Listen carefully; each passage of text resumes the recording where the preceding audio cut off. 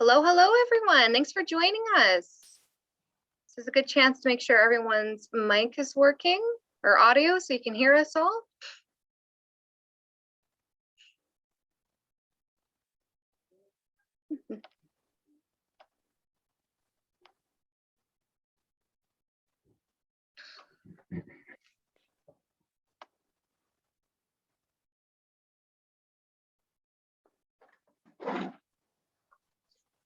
Hello, hello, everyone.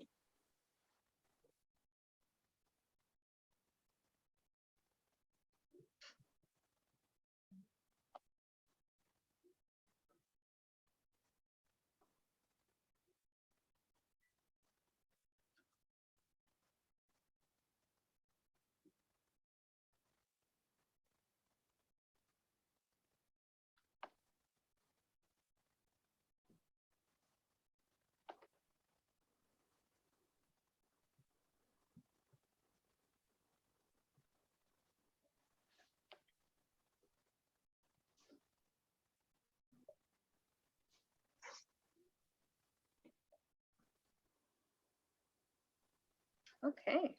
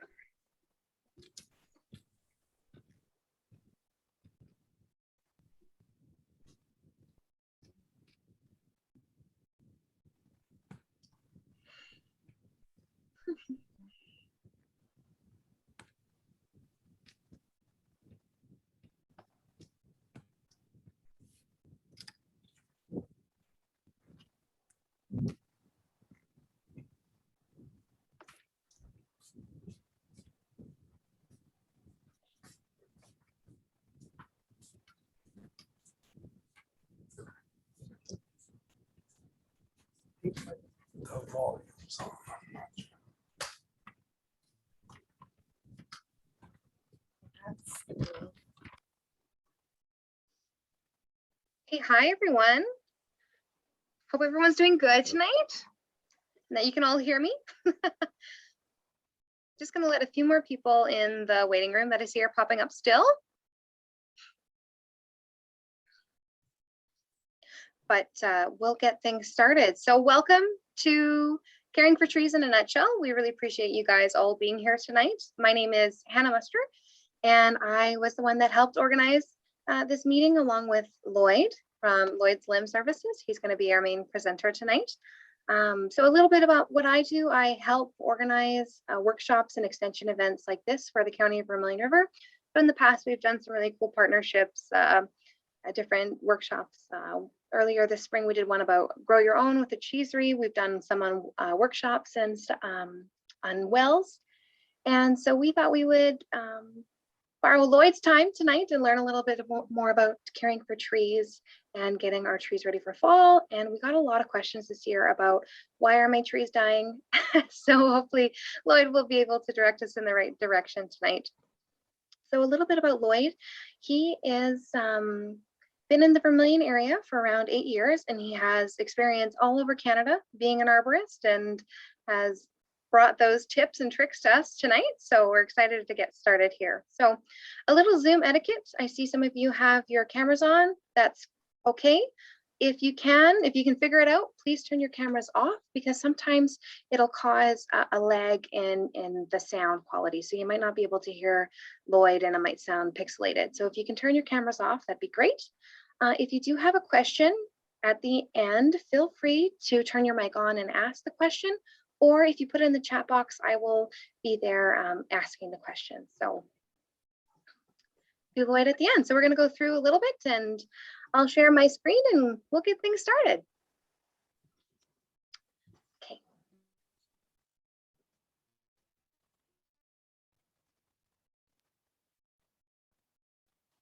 Okay, Lloyd, you're good to go. Good to go. Well, thank you, everybody. Appreciate your time, and thank you to the county, Vermilion River, to have us out to to see everybody. I'm pretty excited about this. I don't usually get this much of an audience to chat about trees. Usually I come home and nobody wants to hear about trees. They hear it all the time from me, so it's pretty cool. And to extend on what Hannah was already talking about, we've kind of put together as much information as we can in a general sense to cover all the questions that come through or have come through recently for the county sources, as well as questions that come through to me. So there's a lot of common ground that that we see, and this is a good platform to be able to go and bring it hopefully out to as many people as possible, and hopefully get some valuable information out there.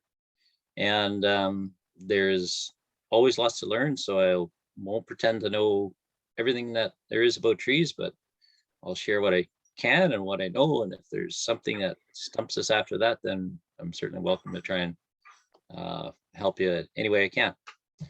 So in the general sense, I guess we'll start there with tree problems. So trees require a lot of need, a lot of care. Some comes naturally, Mother Nature takes care of it quite well. But then in our plant environments and our landscapes, planted trees are not exactly in their natural environments. So there's a lot of things that happen that we are not always planning for, because of course in our landscapes we have a tree, individual trees that we're counting on being there for a very long time. So in a forest setting, we don't always notice that trees die and trees fail, and trees are eaten by insects and life goes on. But when we have them in specimen trees, you may have 1 or 2 trees in a yard, or you have an entire shelter belt windrow of trees. And if there's an affliction that moves in, then it's quite devastating to see the changes. Very noticeable, and a lot of time and dollars and efforts to keep those trees healthy. So then the questions come. What's happening to my trees is always, kind of a generic one, but people see what's happening in front of them, and what they see is where they focus the attention. So if it's an insect or a disease that's actively working on a plant, then that's where the focus is. But sometimes we have to look back and step away from that and look at what is the big picture that is affecting the tree's health overall. Is it simply an insect outbreak and the tree is absolutely normal and healthy beyond that? Or does it go back to things that can cause stress on the trees, like environment? It could be water, especially years like this year. It's been extremely dry. So obviously there's no big surprise if we have health problems with trees due to lack of water. And then they become predisposed to all kinds of other insect and disease problems, not just this year, but future years to come.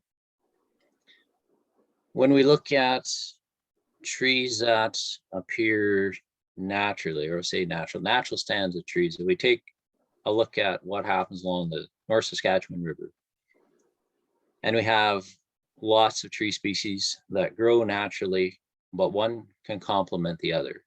One helps the other grow. Vegetation that is there that dies will leave leaf litter and twigs and logs, branches, and it slowly helps build the soil and replenish and keep soil moisture. It helps cool the soil so it's not as exposed to drying effects. And then we take those nice trees and we take them and plant them in open areas, and they're not expected to quite do as well, or at least from my standpoint. But I guess what my point is, we dictate where the trees are going to be and what we want from the trees, but we don't always think about what the trees need and what they're not getting in our chosen landscape for them.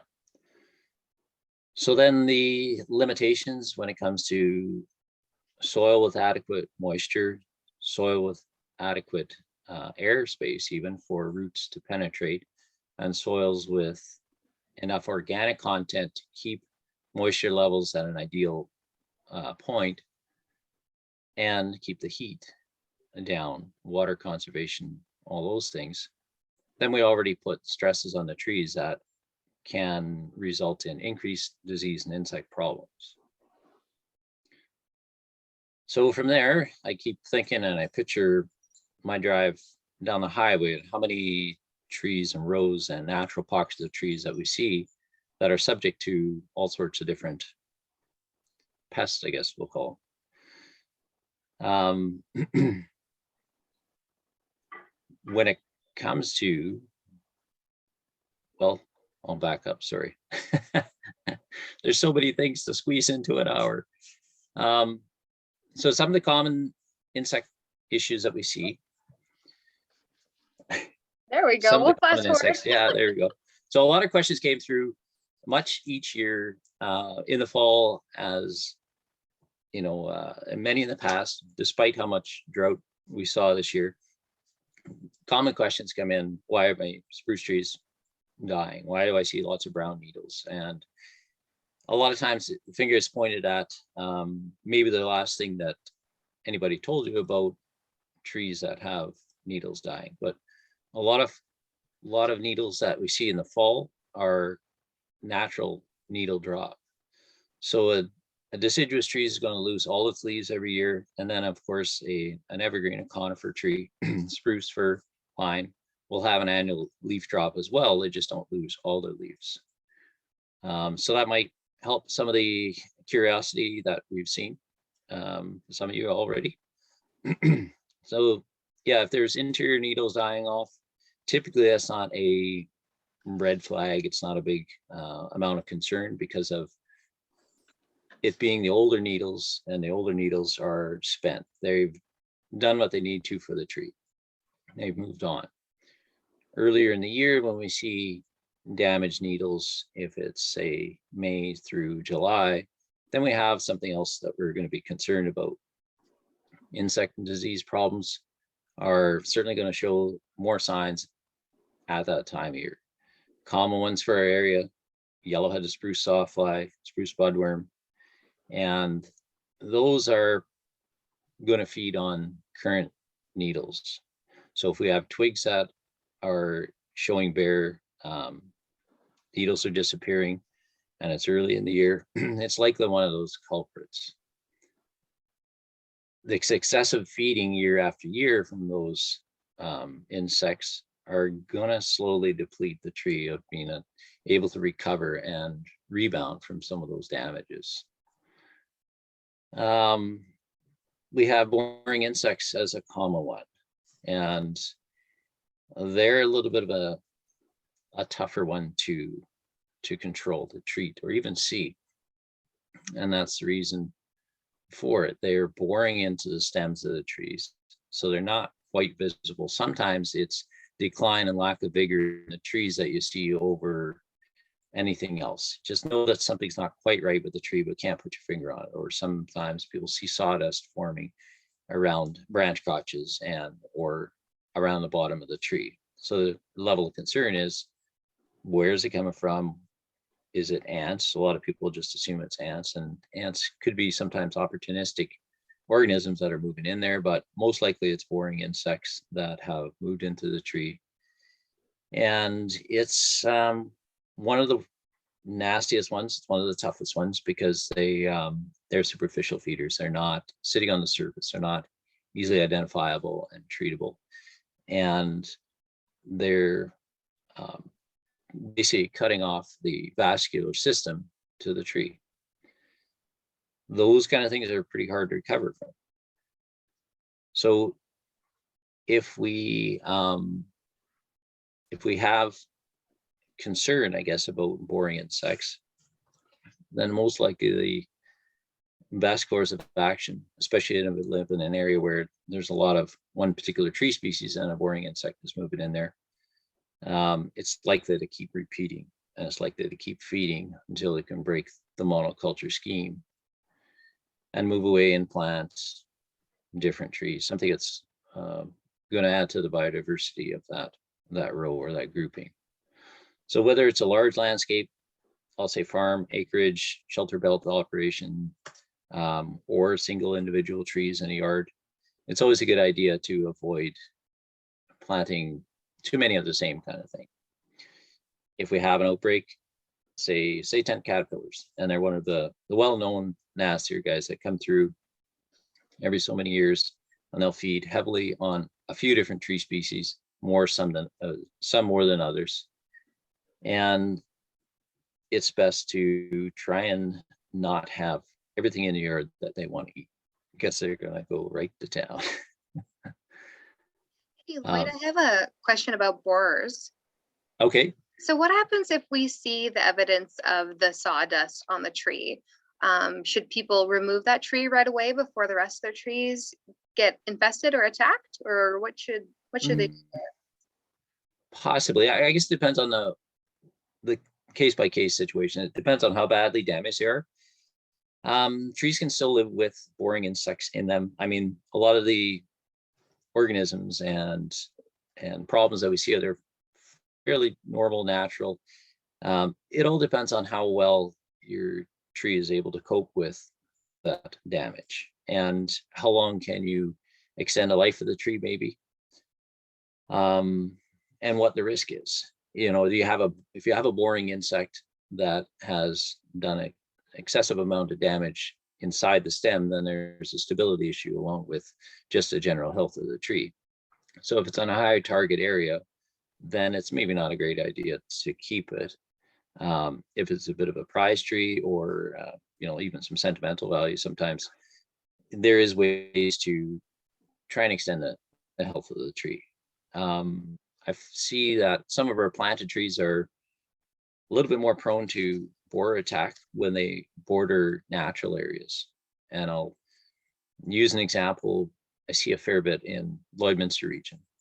Tower poplar, Swedish aspens, those type of trees, very commonly planted for growth rate and their tolerance to a lot of different conditions and their columnar habit, but they're really a favorite flavor for poplar borers. And anybody near Bud Miller Park have a great big stand of aspen trees that are a perfect habitat for poplar borers. So they just go, hey, trembling aspen is nice, but tower poplars, like chocolate sprinkles on the ice cream. Yeah. So, and of course, now you got the transition zone from residential to natural parkland. And it's hard to break that. You're going to have some of those same insects and diseases moving back and forth. So it's a prime example of trying to biodiversify and avoid some of those little pitfalls. And even if learning about it now is helpful, then you could anticipate having some problems with a monoculture planting, whether it's now or in 5 years.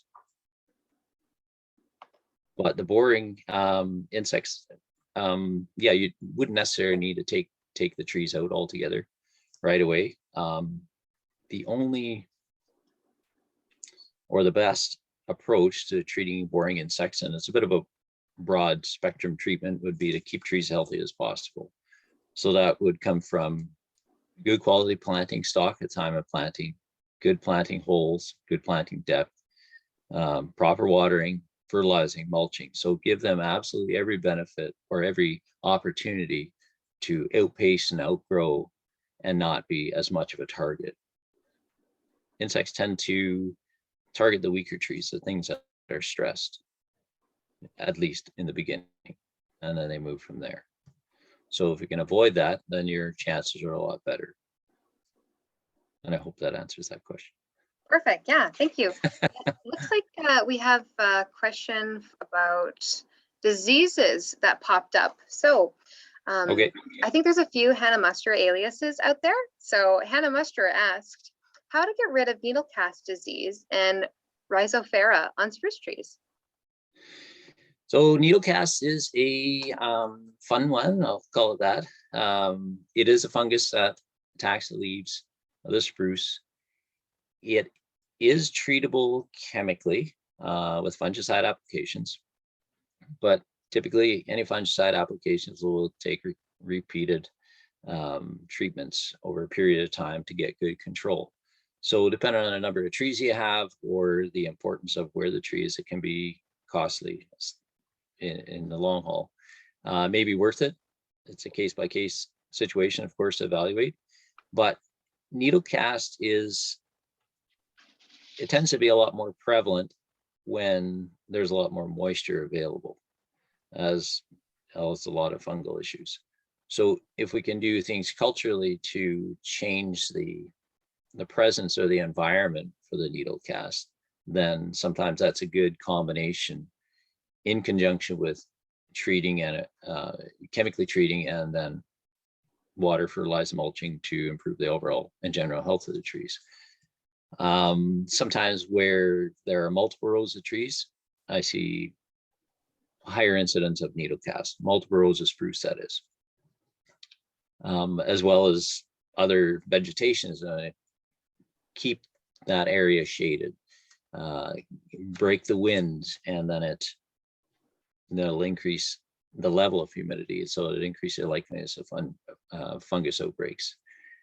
Some of the general recommendations for needle cast disease is to clean up the needles that have been infected and fall, and that might not be the most realistic possibility for certain areas. And I keep thinking about shelter belts or large numbers of spruce, and like how do you get through and clean up all the needles? But it is an option, and improving airflow of the trees would certainly help as well. So sometimes pruning some of the low branches to get a little bit better airflow underneath the canopies, so things aren't laying down at the ground, drying the soils, and it starts to discourage that reoccurrence. If you have areas where the water is pooling, if there's low collection points, then you might be fighting an uphill battle for a long time, and you may not win, even with all those good things. So that's where you start to look at it and have to evaluate whether that is the right tree for the location. It was for quite some time. Trees grow, they get a little bigger, the local environment starts to change a bit. Each tree starts to provide a little bit more shade to the next, and maybe it's multiple rows, maybe it's multiple rows in a windbreak, where now poplar and lilacs and whatever else you have growing in there start to retain the moisture in too much ways. Not that we had moisture issues this year, and so hopefully the needle cast is kind of on its way down, but there's a few years here recently in a row where that moisture is readily available. Water table is higher. Sloughs are showing lots of dead trees in them. So the trees developed, and then the water table come up. Now we get trees or dead trees in sloughs. So there is a change in the environment, and adaptability with it is probably the best approach. So if we can find something that will grow there and avoid the spruce, then we're going to try and pretend we're Mother Nature. So the second part of that question was the Rhizophara. I'm not sure if I'm saying that correctly, but would you treat it the same way as the needle cast? It is a needle cast disease. Oh, okay. Oh, type of needle cast. Rhizosphere needle cast, yeah. Oh, yeah. There we go. Technical. So, yeah, and I'm not a certified pesticide applicator.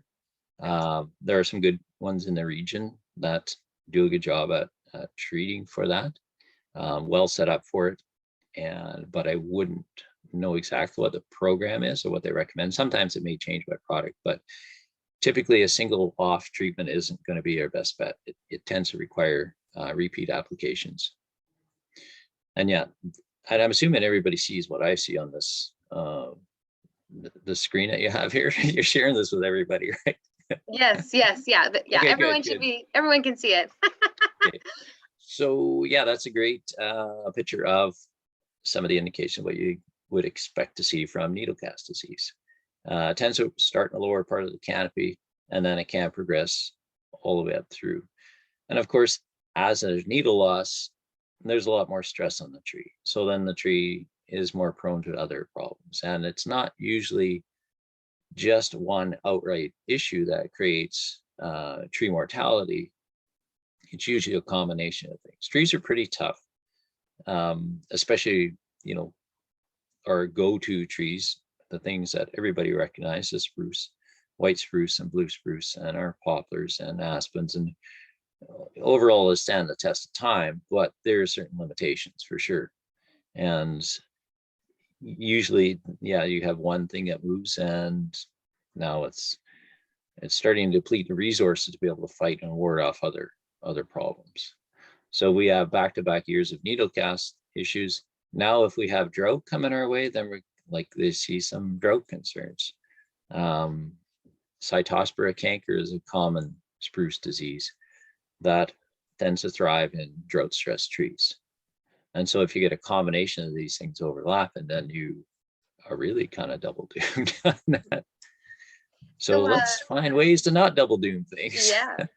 So you had mentioned earlier too that most spruce trees will have a natural, die off as it gets colder. So how can I notice the difference between something like needle cast and the natural die off of needles? Is it going to be more closer to the bark if it's natural and quote unquote normal versus a stressed disease? That's right. So the needles on a spruce will last for several years. They're going to be functioning for several years. So as the trees have used the needles to absorb sunlight and produce sugars, after about 4 years, they're going to naturally expel the needles, and they will be further toward the trunk, deeper in the branches, and it won't happen in the summertime. It won't happen early in the year. It's late in the year. So it's going to be now. You see a lot of it now, and I get quite a few phone calls from people saying, hey, I'm really worried about my spruce because, we see so many brown needles that we never saw before. And it happens sometimes with people who have younger trees. So the number of needles that are going to be shed annually are small amounts. And then the next year, because it's put on an extra, or every year they get a little bigger. So now you can expect to see more needle drop 4 years from that, and so on. And then just one day, this is what I hear quite a bit. It just happened this year. But if you have a phenomenal growth year, then 4 years from now, you can expect to see a phenomenal amount of needle drop. So when you think about that in the timing of the year, it's certainly quite helpful to know or help figure out what's happening there. So everyone loves their spruce, and I think Marla does too, because she doesn't want any more needle casts. So she's asking, are there any types of spruce or pine trees that are resistant to needle cast?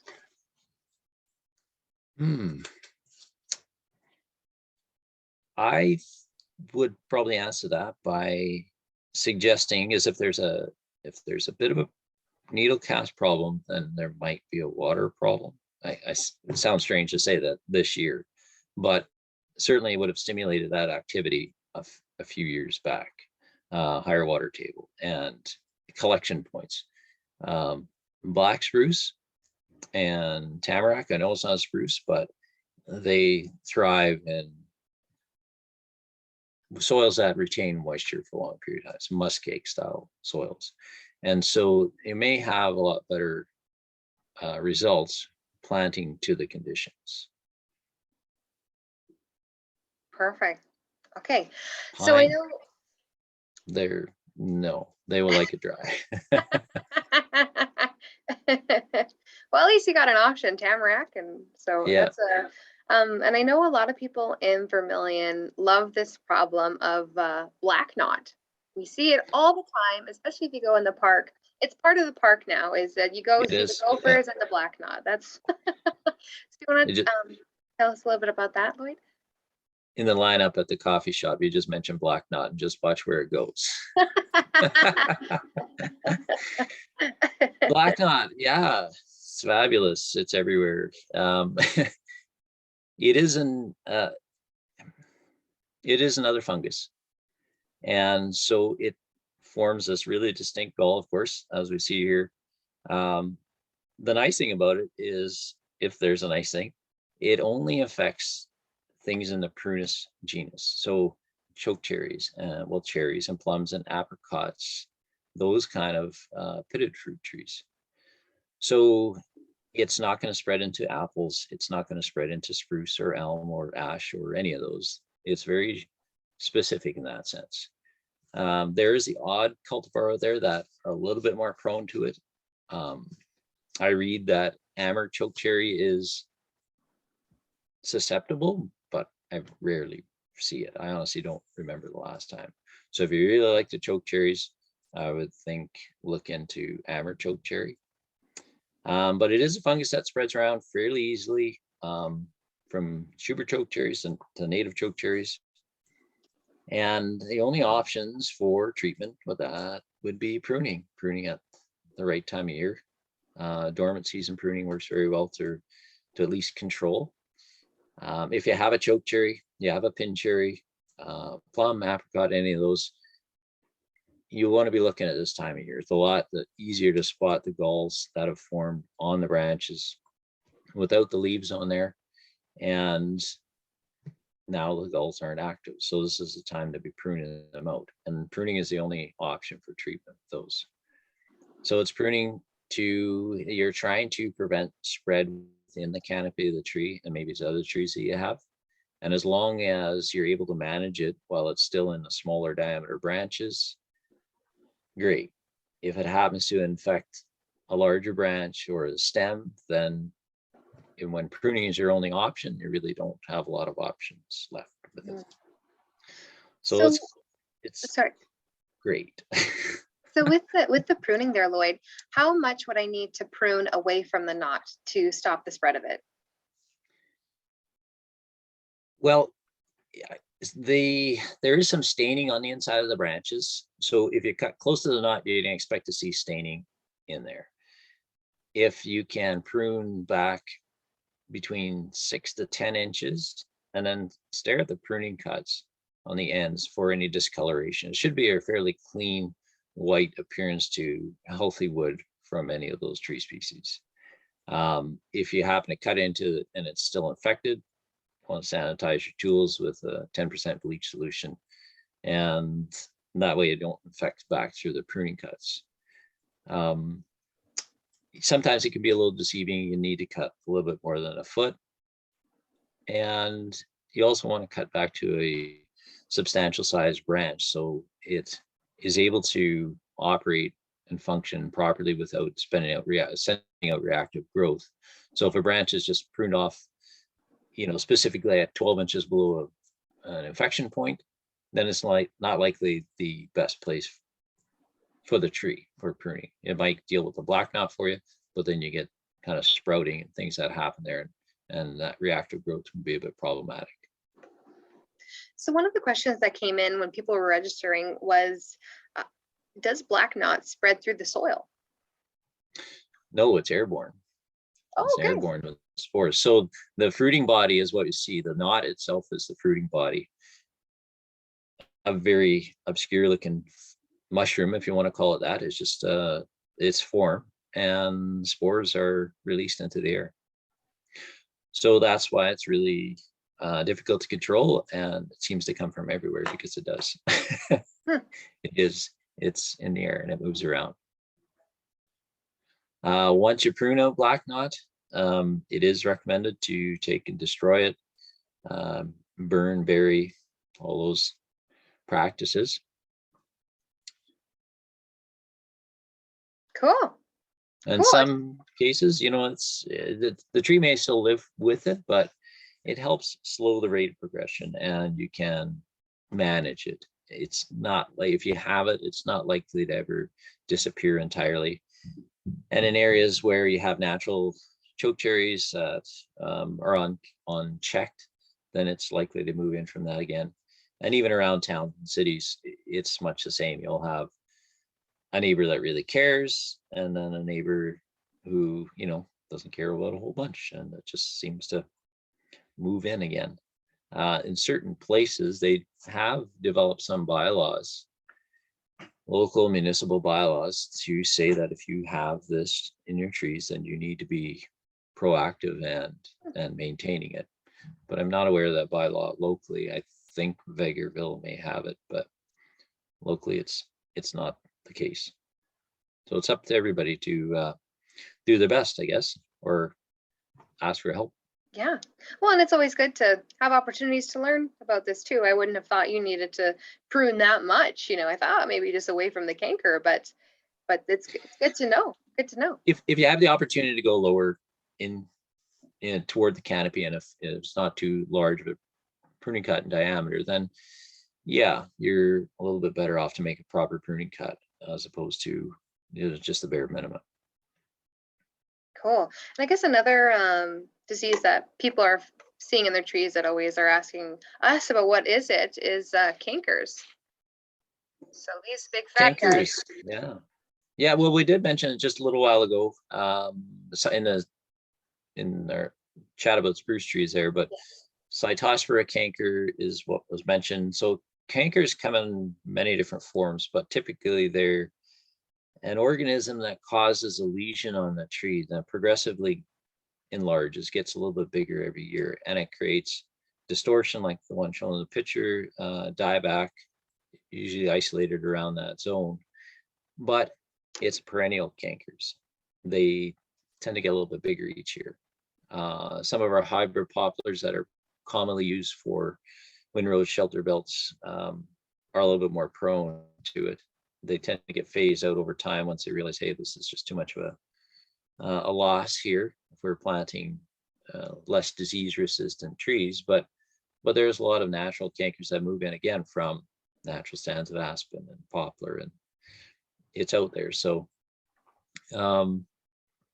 it is another one, much like black knot. That control for that is pruning, recognizing what it is and pruning to try and remove it.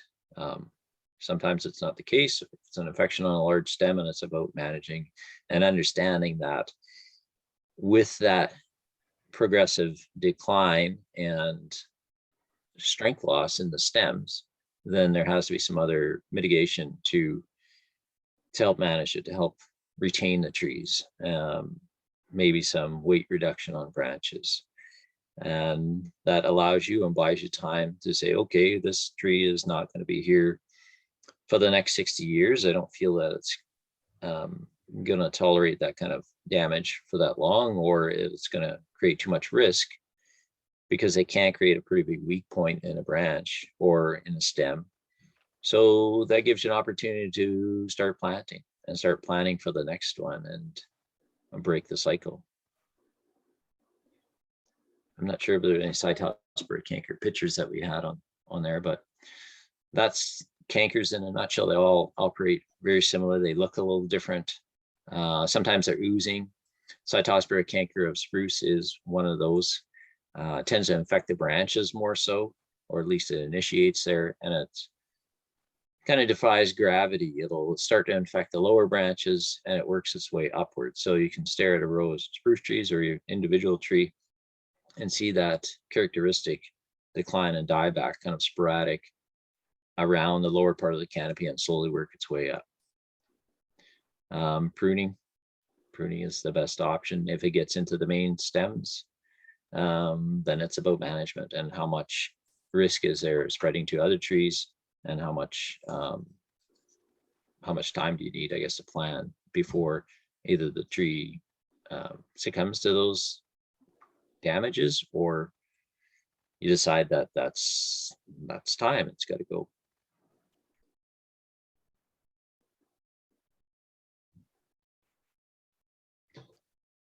And I know we had chatted briefly about some special cases about, when to watch pruning of certain species. And one of those species is our elm trees. Yeah. So pruning is something we do and we can do throughout the year. And there's the best time of year for pruning any trees, absolute best, is when things are dormant. There's so much less risk of disease transmission through pruning cuts. But, at 20 below or whatever it is, not everybody's motivated to go out and do a lot of pruning. So it tends to happen when we're active, when we're out there in the yard, and well, now the tree has branches that are longer after the summer and it's time to get cut. We're run into them with a truck, or we're going to break them, so they got to get pruned. And most tree species aren't too finicky. There's a fair bit of diseases that are a little more easily transferred in the growing season when it comes to fruit trees. So typically I would recommend avoiding heavy pruning on fruit trees. But then the special case that I wanted to bring up, or I wanted to draw some attention to, would have been elm trees. Most people will probably recognize elm trees, know they have them, but they may not know that there is legislation in place to regulate the pruning of elm trees. It changes by province. In Alberta, we're at October 1st through March 31st for pruning of elm trees. If you decide you're taking elm trees down, then it really doesn't matter what time of year you're looking at. If you go to the Saskatchewan side, the guidelines and those dates are a little different. And that's because of the risk of Dutch elm disease coming in. And the pruning ban is in place to help, or to make it harder for the activity on elm bark beetles to find elm trees. So if we have fresh pruning cuts in July on an elm tree, the elm bark beetles that are moving about doing their normal things are a lot easier. It helps them find the elm trees a lot easier if there's fresh pruning cuts. So if we avoid the pruning that time of year, then they have a harder time finding your healthy elm trees. And elm bark beetles are significant because they are one of the vectors for Dutch elm disease, which is a pretty nasty disease that affects the vascular system of elm. And it is certainly an introduced problem, obviously. And areas where in the eastern part of US and eastern Canada, where elm trees grow in forest stands, grow naturally, it spread quite bad. It spread rampant, and it gets into towns, it gets into cities where elm trees they're used for boulevard trees. They great shade, very, very neat shape to them, quite tolerant of conditions around the streets. And so that's why we like them so much. So as time goes on, it's progressing across the country.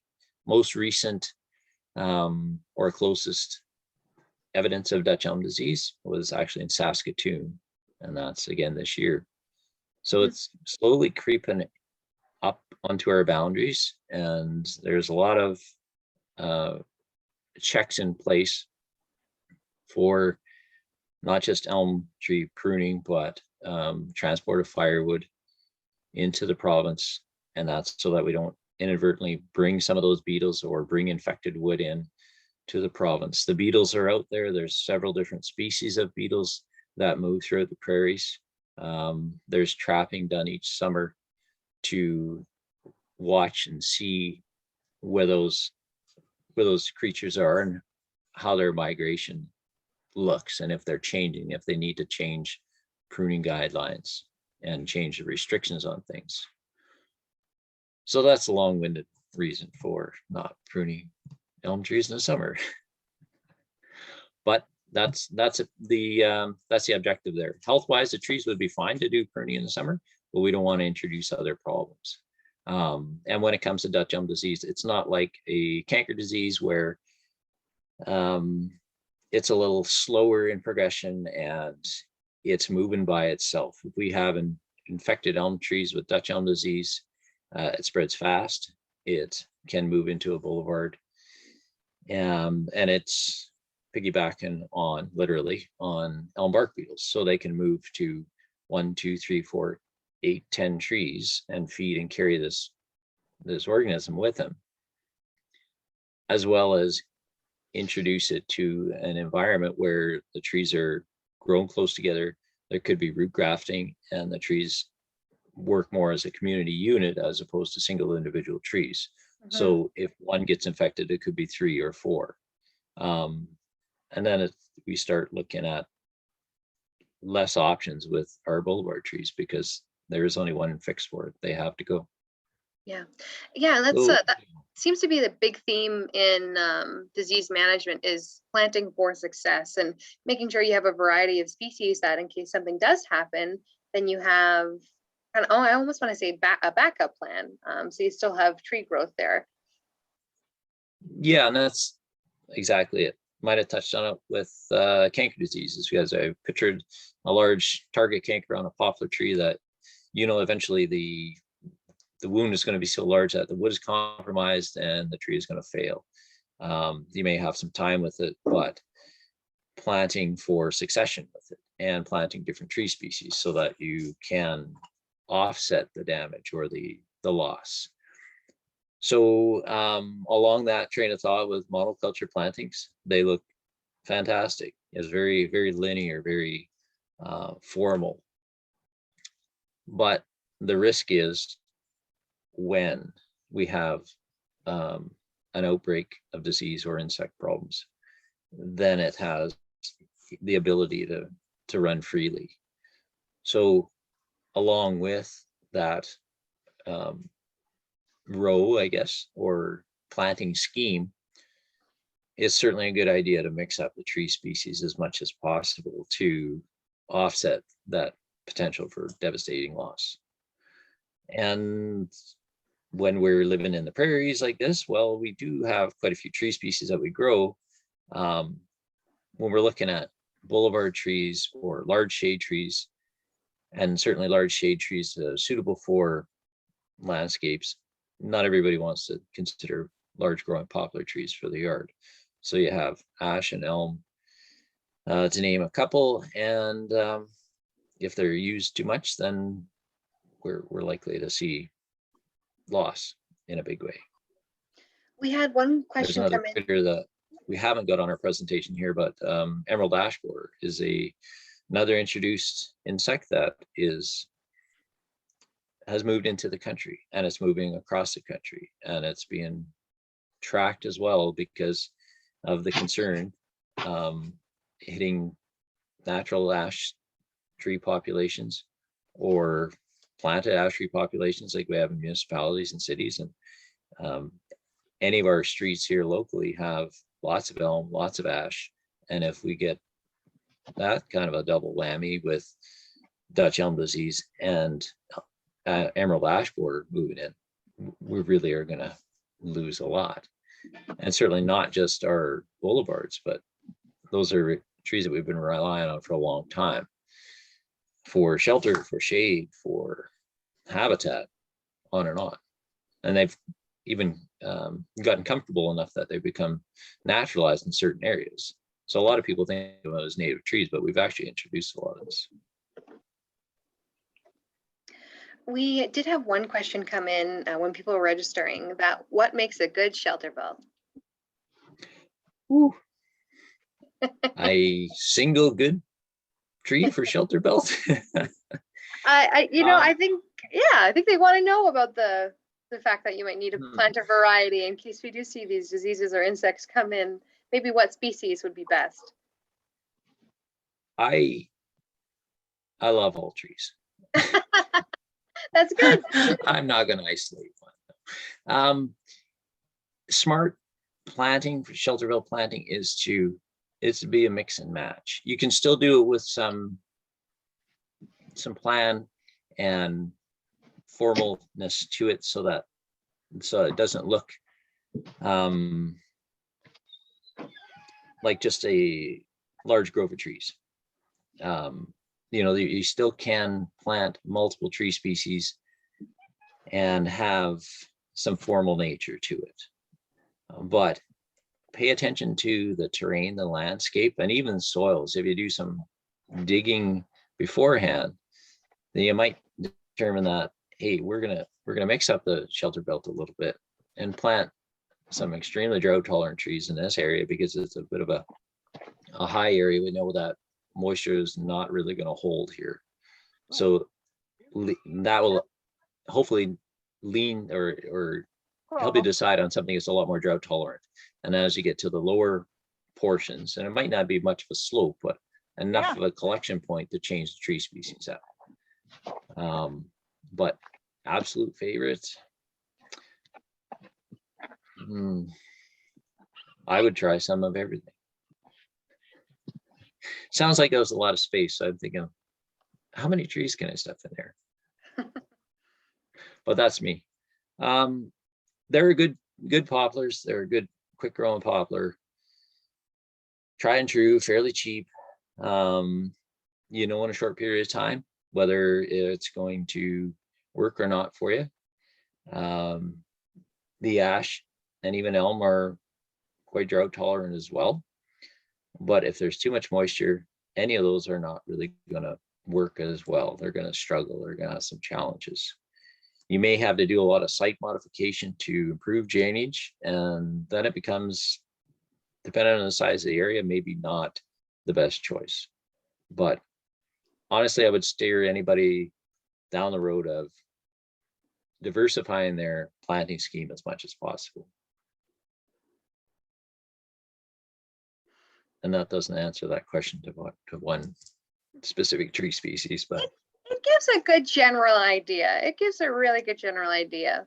So, which is good. And I know you're talking about watering there. And I think as we're looking into hitting the winter time, I think a lot of people were curious about, should I water my trees? How much should I water in my trees? And when should I water my trees? So would you be able to touch a little bit on the tree maintenance before fall, if people need to water some of their trees in their yards? you can't overwater your trees this year. Okay, you hear that, people? Water your trees. Yeah, water.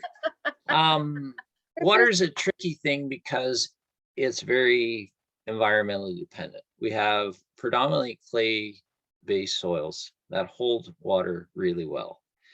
So in, I'll call normal years or more normal years, the clay will actually hold moisture pretty well.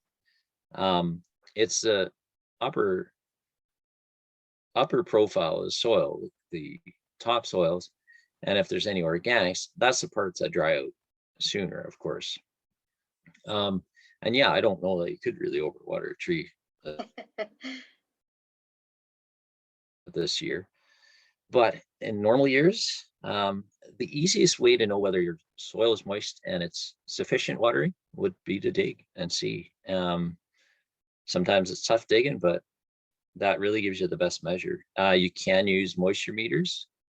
They may not have, some of them may not have a probe quite long enough to adequately measure the soil depth for trees, but that will give you a good indication of things. If there's areas where you can dig, though, soil is moist and cool, you know, you'll be able to tell. So if you're digging even 6 to 10 inches into the ground, one, you'll know how hard and dry it is trying to get through the first few inches.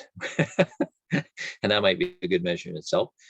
And then of course, if it's years where you're trying to retain moisture or reduce competition to trees, reduce the uptake of water with unwanted plants and vegetation, mulching in around trees helps retain that moisture, helps eliminate the vegetation competition so that the trees are getting the moisture that you're actually delivering. Or if it's sloped, it helps slow down that moisture loss. It helps reduce the heat that the soil experiences. If the trees aren't big enough to cast a large shadow, then the soil is going to dry out a lot sooner. I know it's sometimes common practice to till around trees to reduce the grass and weed competition, but that tends to do a lot of damage to the tree's roots. And of course, you have bare soil that is absolutely unprotected and moisture disappears really, really fast. So watering is really hard question to answer because it varies. It varies quite a bit. But if you do dig a test pit and you can, you know, find cool soil, wet soil, damp soil, 6+ inches below the surface, and then you may not need to water. If it's a year like this year, young trees are certainly going to need more moisture. You're trying to introduce them to a new environment, and typically if they're plugs or if they're potted trees, they have great growing medium that's very good at water retention, and you put them in a hole that is bone dry. It's been a very dusty year. So it's going to require watering probably every few days to encourage the roots to grow beyond that comfort zone and the medium that they're sold in. And that every soil is going to take water a little differently. But the mulching will help a lot. And there's a lot of different materials that you can use for mulch. Sometimes it's simply the grass clippings. People mulch with grass clippings. We did have a question come through in regards to the fall preparation for blue spruce or fruit trees. Should you be fertilizing along with the water? You can. It's maybe a little late for that.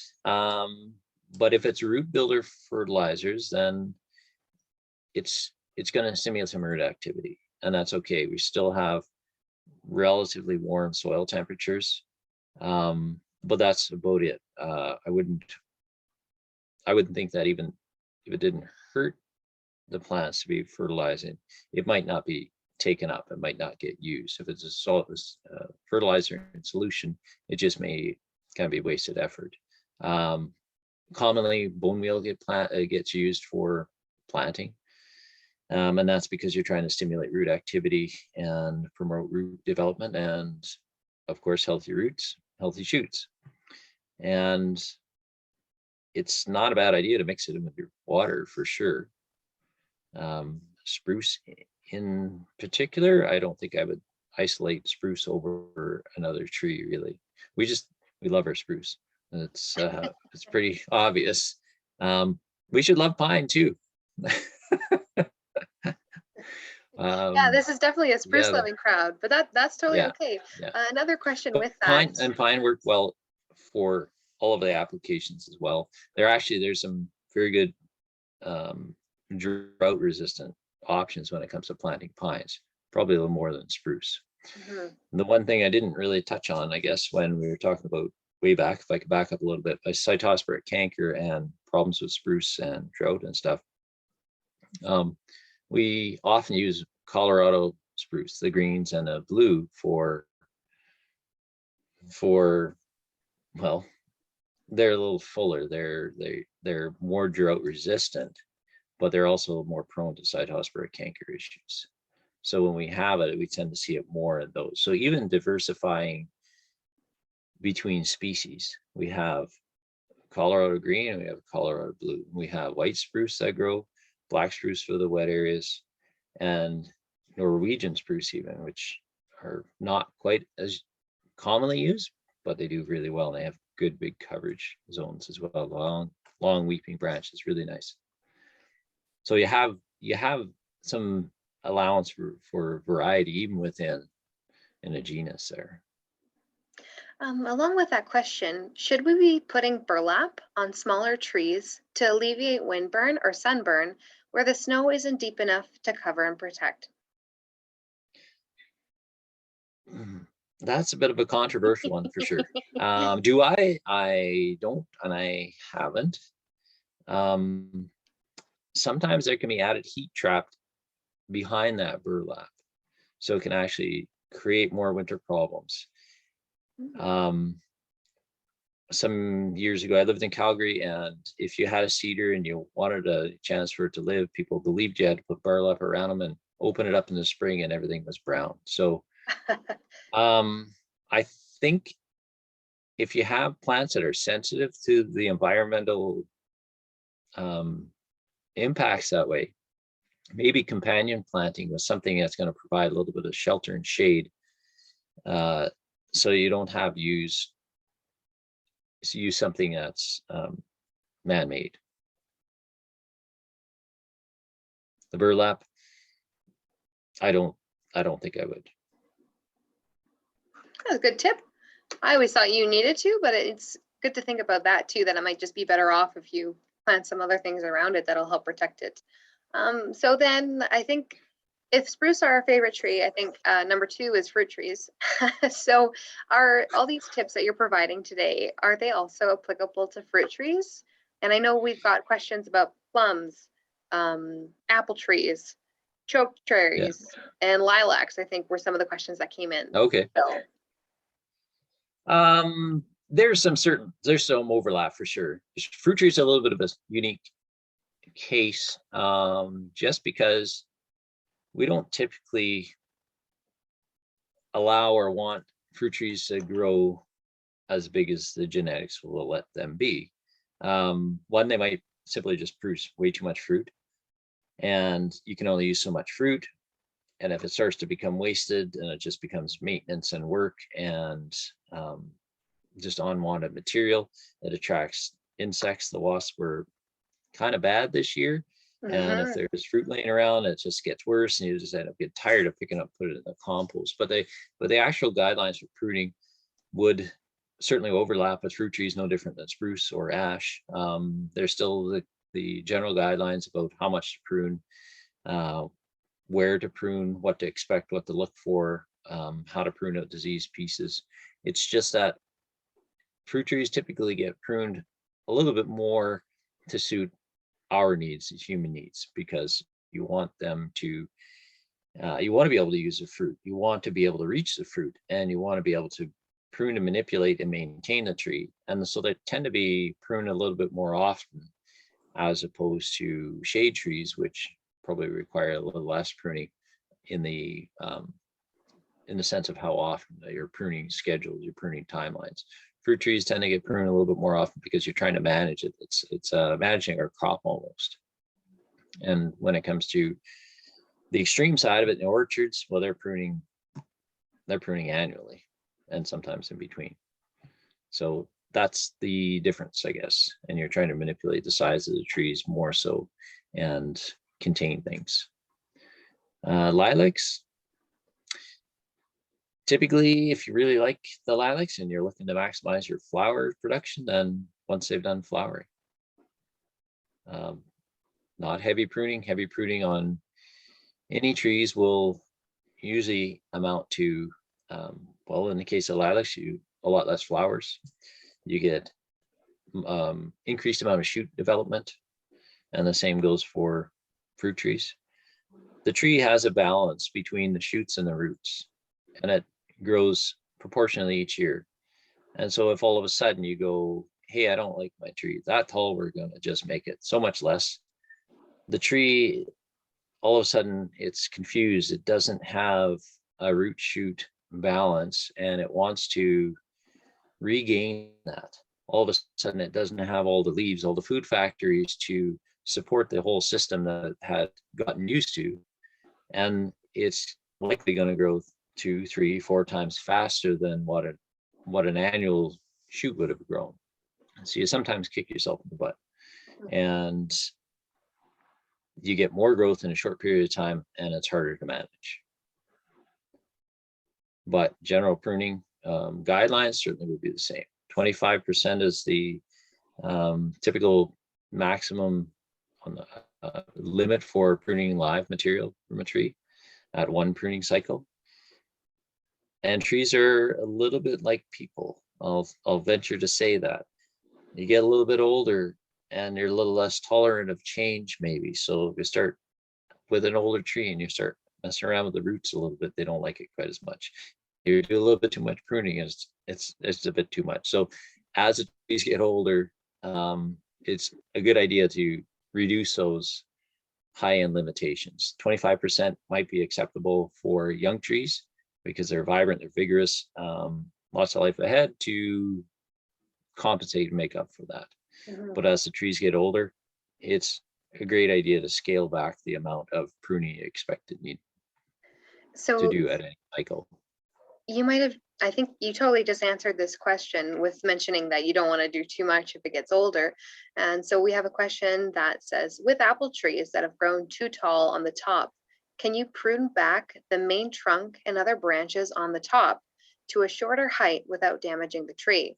I'm assuming if it's tall enough that you can't reach the fruit anymore, it might be a little older, but yeah, and it's a fair question for sure. I get that one fairly often because people, well, they love the tree, but yeah, gosh, if it wasn't quite as tall, it wasn't quite as big, and it's doable. I mean, we have the means, we have the tools, we can do, but it's about understanding what you're actually doing to the tree.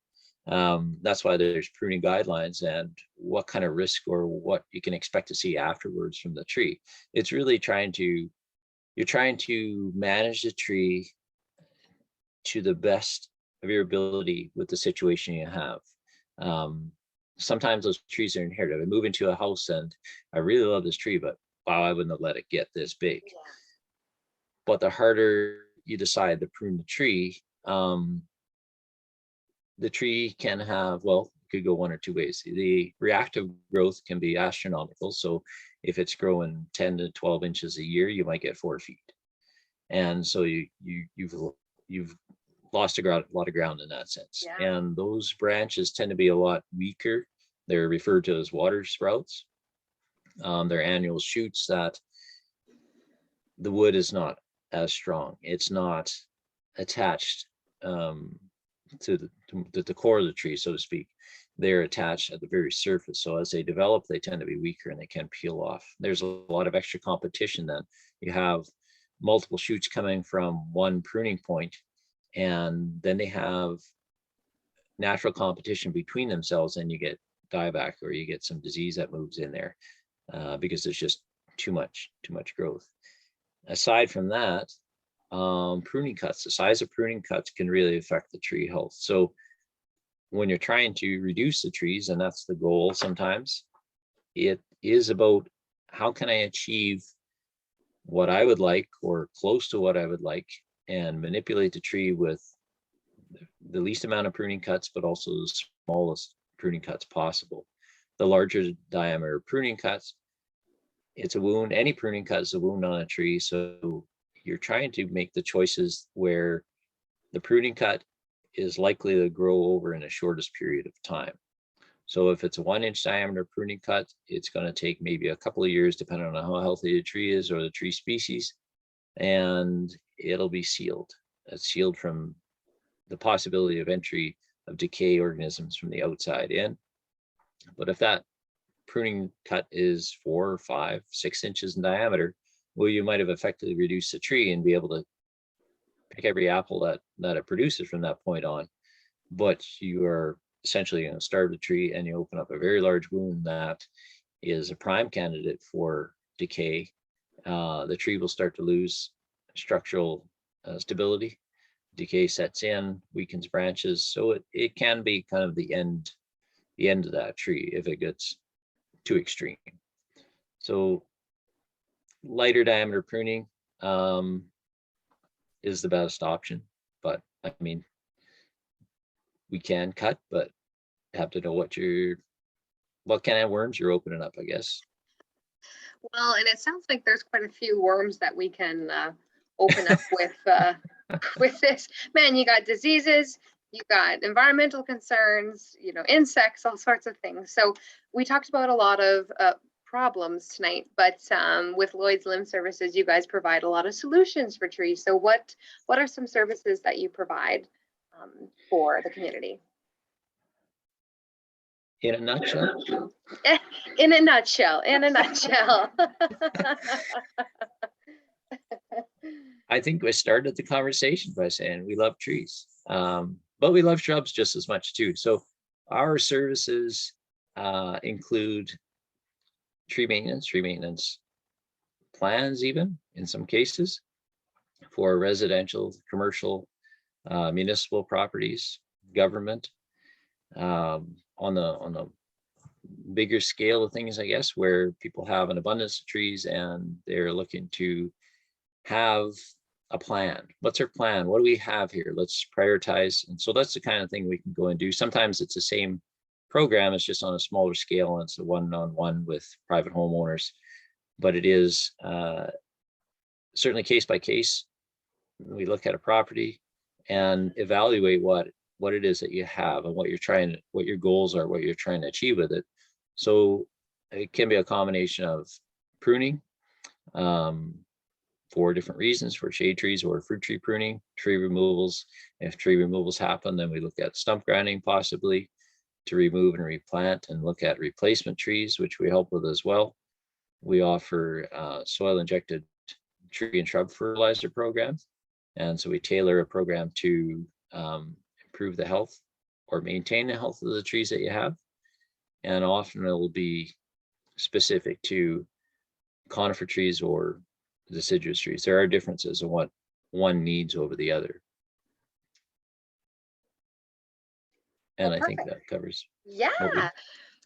So if any of you are interested in any of those services, it sounds like you pretty much have all the solutions, not, you know, but I put your number in the chat box. So that number for Lloyd's Limbs is 780-870-7147.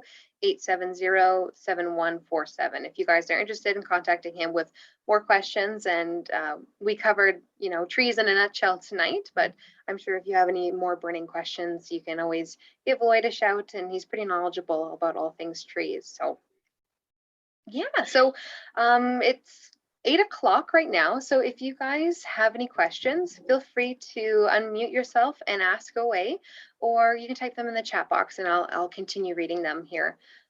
So Sonia says, highly recommend Lloyd's Limbs. I do too. I do too. Thank you. Yeah.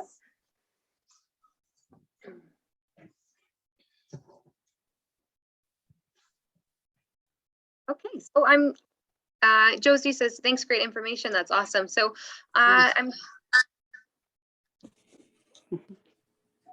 go ahead. Hi, Lloyd. Hi. You pruned a big spruce of ours, and this year I missed the part of your talk about losing needles on new growth. What's Okay. that from? Losing needles on the newest growth? Yeah. Typically it would be from insect feeding, although is it isolated to a certain part of the tree? No, not really. It's quite general. I'll get you to look when you're coming next door in November. Okay. I'll get you to look. Okay, good. I know your tree for sure. Yeah, okay. Thank you. Yeah. No, I'm a little stumped there. Yeah, I'll get you to look. Yeah. Might even be drought related or something. Yeah. But anyway, thank you for all the information. Oh, you're welcome. I appreciate the opportunity. Yeah, thank you. We have a question coming from Darcy. If you end up with shoots growing up beside a fruit tree, do we just snip them again? Yes. As low as you can, even if you move back the mulch a little bit.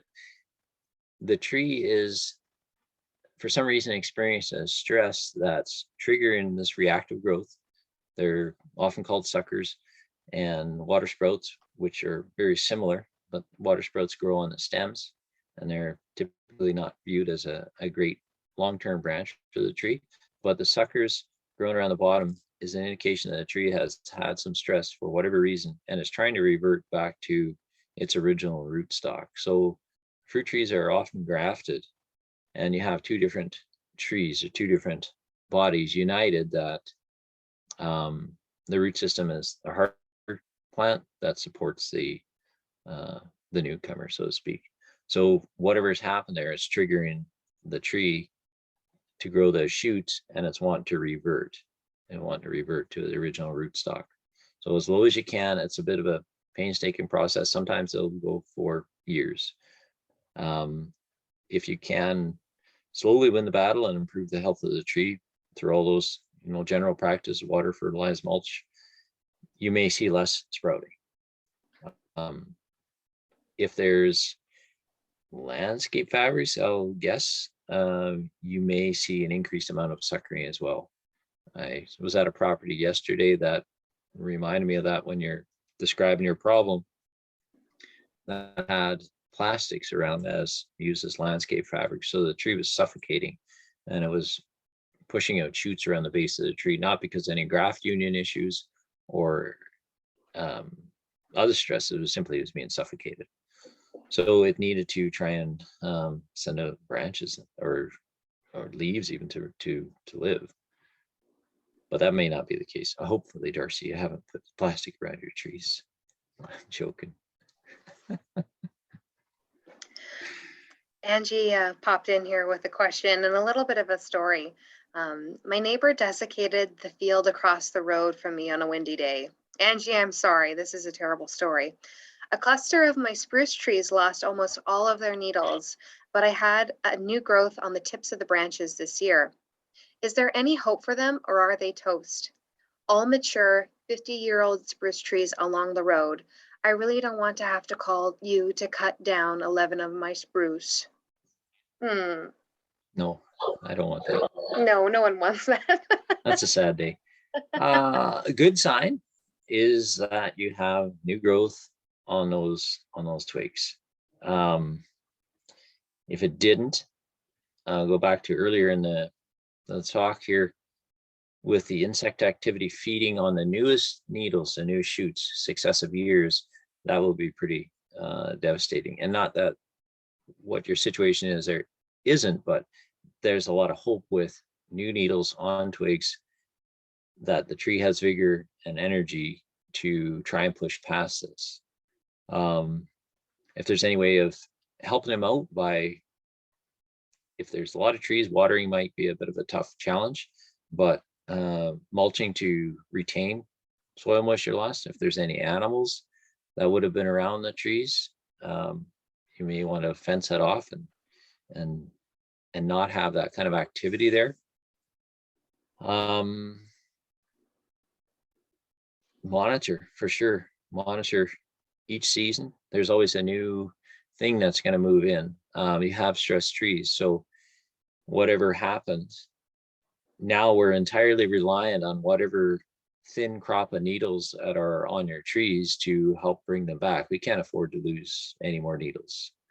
So we need to go in the other way. So paying close attention, that root zone around the trees, certainly that is sacred ground.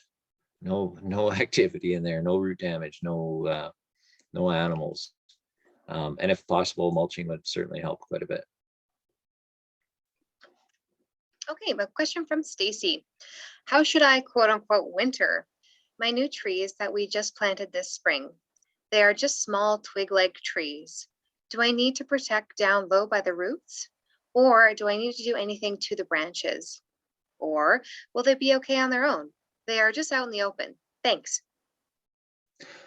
Sorry, I didn't catch maybe half of that question in the beginning there.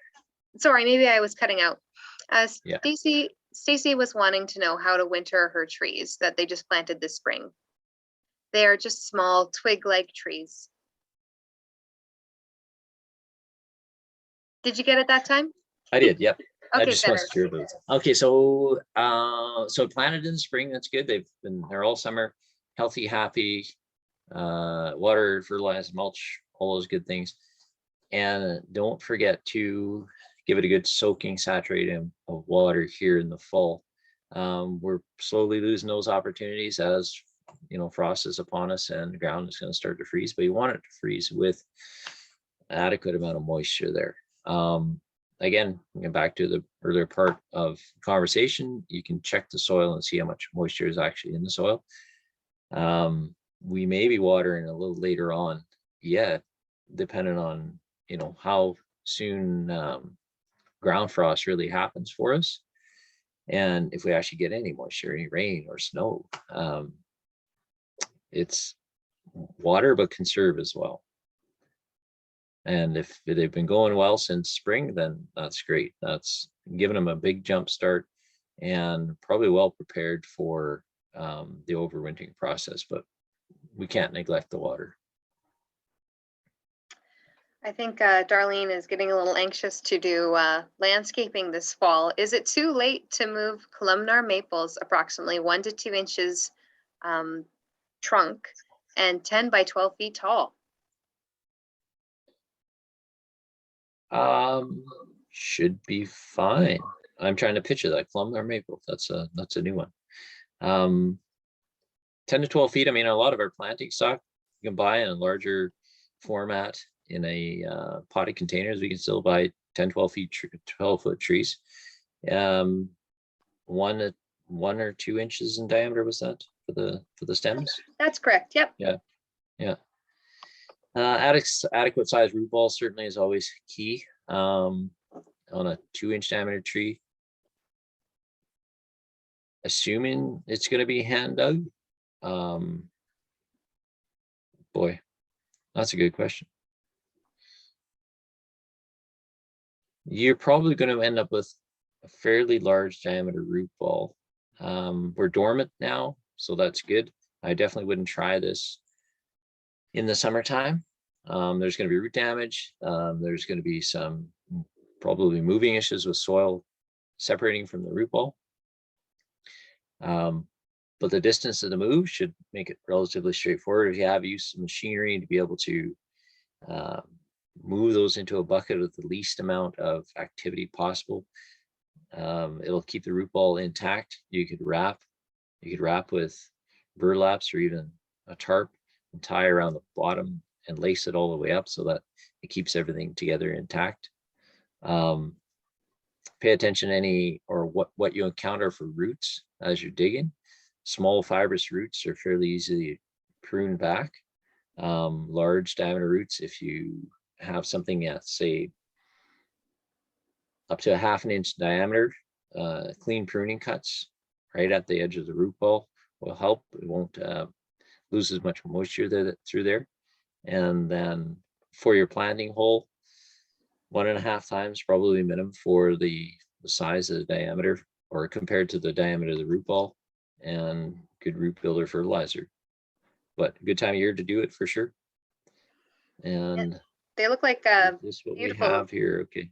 Yeah, I just did a quick search of a columnar maple, and they look beautiful. So I hope that goes well. I hope they're well suited for our zone. I wasn't aware of any, which hey, there's always something to learn, and yay, that's a new one that we can plant. Yeah. There's another question here from David, and he asks, should pruning cuts be left open, or should they be coated with paint or something else to help seal them?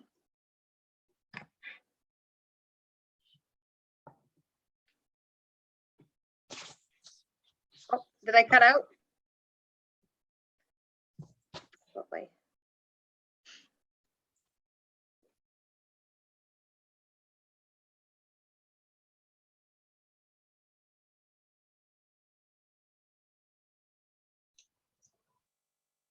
I think Lloyd's cut out there, and I think he might be, yeah. Well, I'd love to be able to answer this, but I really don't know. I think we might have lost Lloyd there. Can hang tight if he comes close. Where are you at, David? Are you close to Vermilion or? just north of Lloyd. Oh, okay, yeah, perfect. Oh, yeah, I think there he goes. We lost him, but I will send him that question and see if he can get back to you. Or you can shoot him a text too. I know I put the number in his chat box there, so. Okay, sounds good. Perfect. Well, yeah, I hope you had a good time tonight and learned lots. Yeah, it was interesting. Thank you. Good. Okay, have a good one. Angie, you asked, will this be able to watch again? I always like to say yes, but it depends on how well things save. So hopefully, and I think we have Lloyd back. Hi, Lloyd. You're just on mute. I'll unmute you. There we go. So I got part of the question. If we're still David. Yes, he looks here. So pruning cuts open. Wound dressings or something else that they're referred to, but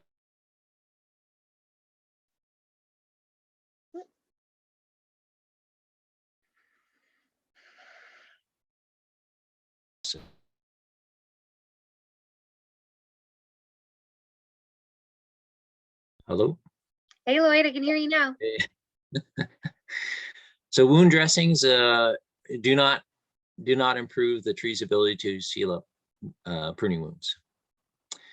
Very, very rare cases, but it's not necessary. It doesn't speed up the process that the tree goes through to heal up pruning cuts.